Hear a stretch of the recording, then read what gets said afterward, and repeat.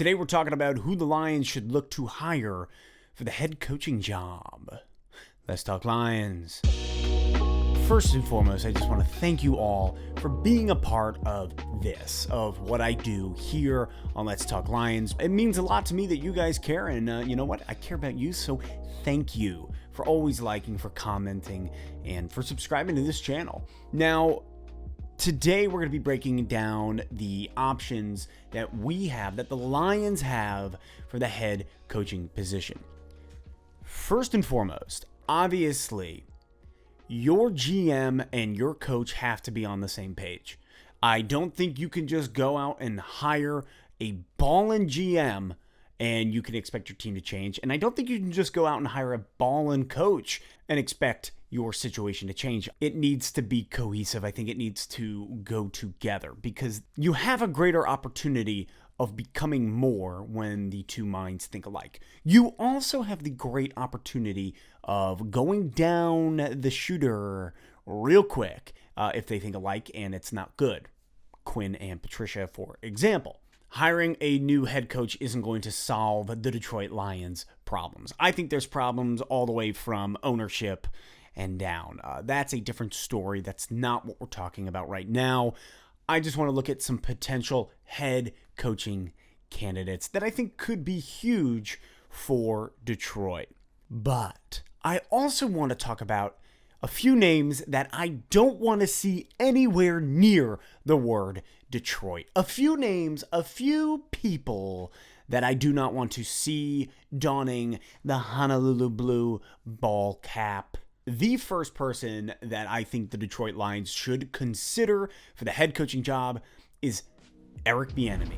I know, spoiler alert, everybody's thinking it. The fact that he had 5 or 7 opportunities last year and nobody hired him is astounding to me. Eric Bieniemy would be amazing for the Detroit Lions. And first and foremost, you look at him, ever since Patrick Mahomes has been a starter, he has been the OC for that team. Now, we know Patrick Mahomes is God, and it's not like Eric Bieniemy made him into who he is. I'm not saying that. What I am saying is Bieniemy is a part of that structure that has allowed Mahomes to thrive. I think that Bieniemy with Stafford, with Galladay, if he gets the pay, Swift, Hawkinson, I think he could do a ton with that lineup. Look at what Bieniemy was able to do with somebody like Travis Kelce, with Hunt before Hunt moved on. He is a solid OC, and I cannot believe the man did not get a head coaching job last year. Meanwhile, somebody like Adam Gase is still employed as a head coach. So, something to consider. The main reason that I want Bieniemy, the number one reason that I want Bieniemy, is he comes from the Andy Reid tree. Let's talk about the Andy Reid tree and the success rate. First and foremost, Sean McDermott of the Buffalo Bills. The Buffalo Bills, a team that was laughed at and mocked and absolutely disregarded for years, ever since the 4 Super Bowl fails and the 95 Music City Miracle. When you hear the words Buffalo Bills, now most people are shaking in their boots. That is not something to be trifled with. The Buffalo Bills are a legitimate team. Sean McDermott is leading that team in tandem with their GM, Brandon Beane, into a successful era. John Harbaugh of the Baltimore Ravens. Great example of somebody coming off of the Andy Reid tree, a man who has accomplished much on his own as a head coach, including a Super Bowl. From there, another Dirty Bird team, Doug Peterson of the Philadelphia Eagles. That man led the Philadelphia Eagles to a Super Bowl, something that they have been pining after for years and getting very close multiple times. Doug Peterson, off the Andy Reid tree, was able to successfully bring Philly their first Super Bowl win. And that's just to name 3. There are a ton more guys that have learned under Andy Reid, and what I love is how much time they spend with Reid by his side, understanding the game, and then moving forward. That is why I would love to see Eric Bieniemy in Honolulu Blue, and I think he would be huge to lead Detroit into the future. Before we get to my second head coach candidate, let's talk about somebody that I don't want.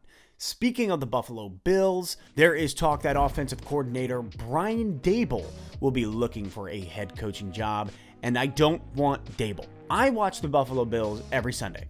Watch the Lions, watch the Bills. My brother's a huge Buffalo Bills fan, so I watch the game, we talk about it, and something he mentions week after week, something I see many Buffalo Bills fans talking about, is Brian Daboll's play calling. Yes, he's been able to do some incredible things. You look at a lot of the points that they're putting up on the board. Brian Daboll, for some reason, his third and fourth quarter are the equivalent of the Detroit Lions' fourth quarter defensively. It staggers, it falls off, it doesn't pack the punch anymore, it's lackluster, and I don't want that. Brian Daboll seems like a good guy. His first and second quarter always offensively come out punching the other team in the mouth, but he likes to slow down. He's not aggressive come the end of the game, and I don't want that. I want aggression. That's where a lot of me then points to my second candidate. My second choice for the head coach candidate would be Robert Saleh from the San Francisco 49ers. First and foremost, Saleh is from Dearborn, Michigan. That's right outside of the city of Detroit, for those of you who do not know. Saleh understands the tough grit mentality of Detroit. He understands the city. Anybody outside of the area of Detroit very much misunderstands our city. They misunderstand the tough grit, hard-nosed mentality of the city of Detroit. So somebody like Robert Saleh could be huge to come and be the head coach. He has the right personality for the position. The guy is tough, he's gritty, he's strong, he's got that hard-nosed mentality, always pushing forward and upward, and that's something that I love about him. The guy's just insane. In a good way. And sure, you might point and look at the Niners and say, well, look at them defensively, they're really struggling this year. The Niners have had some serious season-ending injuries this year. That is why they are struggling as much as they are. And yet still, their defense is, I think, in the top 10 of the NFL so far this season. We just had the defensive megamind of Matt Patricia, and we saw how that fell apart. Looking at Saleh, I think that that's the type of defensive mind that could lead the Lions forward and potentially take the NFC North. The Lions' struggle this year has not been the offense. It has been the defense. Putting up points hasn't really seemed to be our issues. Yes, there's some areas that we haven't clicked. Our problem has been defensively. We struggle in the third quarter. We're terrible in the fourth quarter. We've had some injuries. Trufant hasn't played up to his potential. Justin Coleman's been out. And I think a good defensive mind could lead the Lions forward in a way that we really do need. Lastly, the coach that I do not want. If we got Daboll, so be it. But the number one coach that I do not want is Jim friggin' Harbaugh. Stay away. Stay away, Jimbo. Stay away. I know this is probably the thing that most people have commented to me that I've talked to about them. I get texts, calls, people being like, hey man, what about Jim? It's only an hour away. The commute to Ann Arbor and Detroit is quite short. Jim, do us all a favor. Pack your bags and get out of our state. I don't want you. People will point and say, yeah, but look what he did with San Francisco. He was able to turn around that team, an above 500 winning percentage. He had a winning record. No. Led him to a Super Bowl. No.